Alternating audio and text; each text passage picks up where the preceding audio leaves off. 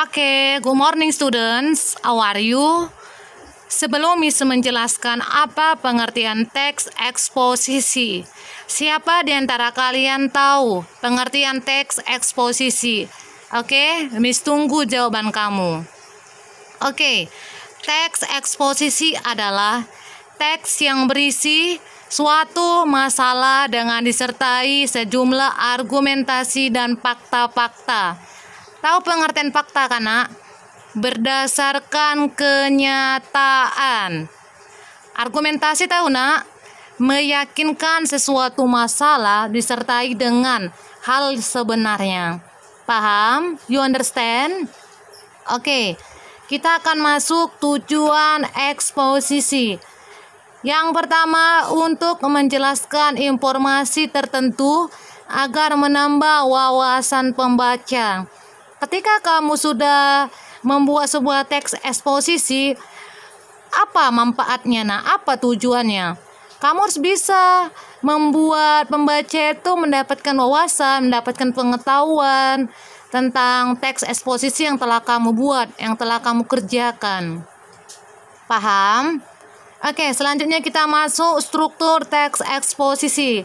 Yang pertama, pernyataan pendapat, yaitu bagian teks yang berisi pendapat penulis. Jadi kalau kamu menuliskan sesuatu hal, kamu sertakan pendapat kamu, Nak.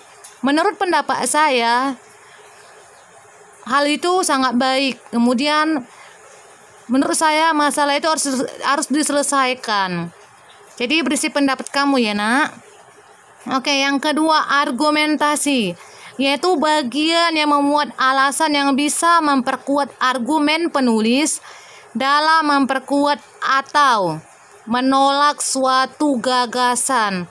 Kalau kamu membuat sebuah teks eksposisi, kamu sertakan argumen kamu yang kuat supaya data kamu itu dapat dipahami orang lain, atau kamu tidak mereka-reka supaya jawaban kamu itu asal-asalan, atau kamu menolak suatu gagasan tentang pendapat kamu atau pendapat orang lain yang berbeda dengan wacana kamu. Paham? Oke, selanjutnya penegasan ulang pendapat, yaitu bagian yang berisi penegasan ulang pendapat penulis. Jadi kamu bisa, Nak, menegaskan ulang pendapat kamu supaya data kamu itu dapat dipahami, supaya data kamu itu jelas, supaya data kamu itu akurat. Lalu kamu sertakan pendapat kamu.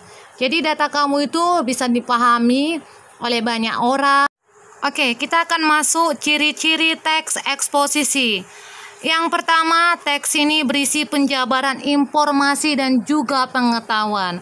Ketika kamu membuat sebuah teks eksposisi, kamu harus menjabarkan informasi yang telah kamu peroleh, Nak. Bisa melalui internet, bisa melalui koran, bisa melalui buku, bisa melalui televisi, dan berbagai macam lainnya. Pengetahuan yang kamu berikan itu dapat menambah wawasan pembaca, bisa menambah cakrawala pendidikan. Yang kedua, mempunyai gaya informasi yang persuasif atau mengajak. Jadi informasi kamu itu dapat mempengaruhi orang lain atau mengajak orang lain supaya paham dengan teks wacana yang telah kamu peroleh.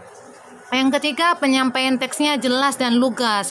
Kalau kamu membuat sebuah teks wacana, usahakan harus jelas dan lugas atau masuk akal, tidak bertele-tele atau tidak nyambung atau tidak sesuai dengan wacana kamu. Yang keempat, penjelasannya disertai dengan data yang sifatnya akurat dan terpercaya. Ketika kamu sudah membuat teks wacana, usahakan akurat dan dipercaya. Bisa dari internet, dari koran, dari berbagai informasi lainnya. Jadi akurat, Nak, sesuai dengan kenyataan dan dapat menambah wawasan orang lain, dan data kamu itu dapat dipercayai dengan kenyataan. Oke, kita akan masuk kaidah teks eksposisi. Yang pertama, adanya topik yang dijelaskan agar dapat menambah wawasan dan pengetahuan bagi pembaca. Ketika kamu sudah menulis sebuah teks eksposisi dari wacana yang akan kamu berikan kepada pembaca, kamu harus memiliki sebuah nilai plus agar wacana kamu itu dapat menambah wawasan dan pengetahuan bagi pembaca. Ketika kamu sudah menambah wawasan kepada pembaca, topik kamu akan dimengerti dan dapat menjadi sebuah informasi yang bermanfaat bagi orang banyak. Oke, yang kedua, menyajikan fakta yang dipakai untuk memperjelas informasi. Siapa di antara kalian tahu apa fakta? Fakta adalah suatu hal berdasarkan kenyataan. Kalau kamu membuat sebuah teks eksposisi, kamu harus memberikan sebuah fakta yang sesuai dengan kenyataan agar data kamu akurat, data kamu dipahami dan dapat memperjelas informasi. Paham, Nak? Oke, selanjutnya yang ketiga, bahasa yang ditulis adalah bahasa yang baku dan informatif agar mudah dipahami oleh pembaca.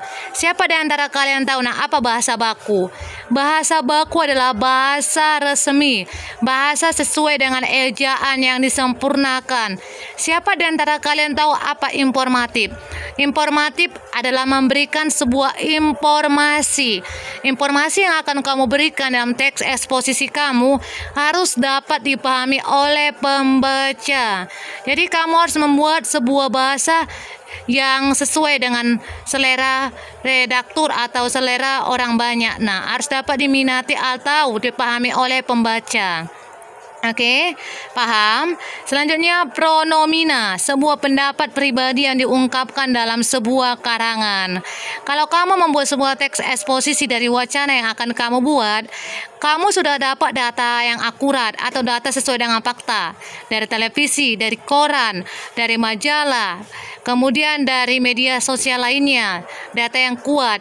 Kemudian kamu harus memberikan sebuah pendapat pribadi kamu agar data kamu dapat dipahami oleh pembaca dan data kamu dapat lugas atau masuk akal.